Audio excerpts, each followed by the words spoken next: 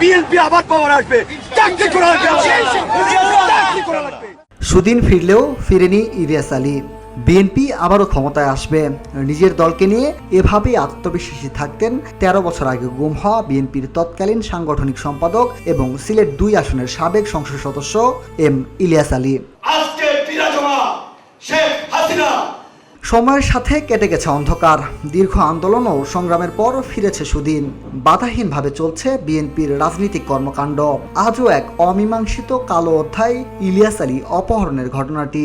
আন্দোলনের মাধ্যমে তোমাকে ক্ষমতাচ্যুত করে 2012 সালের 17 এপ্রিলে হোটেল ইন্টারকন্টিনেন্টাল থেকে বাড়ি ফেরার পথে রাজধানীর বনানীর 2 নম্বর সড়ক থেকে নিজস্ব গাড়ি চালক আনসার আলী সহ রহস্যজনকভাবে নিখোঁজ হন ইলিয়াস আলী।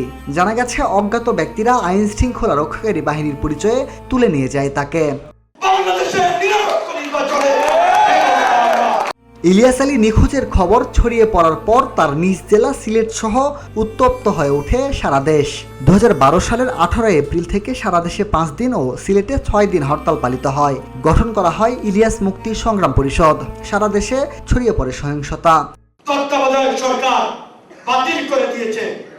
ইলিয়াস আলীর জন্মস্থল সিলেটের বিশ্বনাথে ইলিয়াস আলীকে খুঁজে বের করার দাবিতে আন্দোলনে পুলিশ, আওয়ামী লীগ ও জনতার ত্রিমুখী লড়াইয়ে গুলিতে মারা যায় অনেকে। বসুন্ধরা, উত্তরা, বনশ্রী, কুড়িল ও বাড্ডা সহ রাজধানীর বিভিন্ন স্থানে অভিজাত ও অত্যাধুনিক মানের ফ্ল্যাট কেনার এক নির্ভরযোগ্য প্রতিষ্ঠান প্লেজেন্ট প্রপার্টিজ লিমিটেড। তাই আপনার স্বপ্নের আবাসনের জন্য আজই যোগাযোগ করুন। Pleasant properties limited, where destiny matches eventually. গত 5 আগস্ট শেখ হাসিনা পতনের পর আয়নাঘর থেকে বেরিয়ে আসতে শুরু করে বিভিন্ন সময় গুম হওয়া রাজনৈতিক দলের নেতাকর্মীরা। সে সময় ধারণা করা হয়েছিল আওয়ামী লীগ সরকারের আয়নাঘরে হয়তো পাওয়া যাবে ইলিয়াস আলীকেও, কিন্তু এরপরও খোঁজ মেলেনি ইলিয়াস আলীর।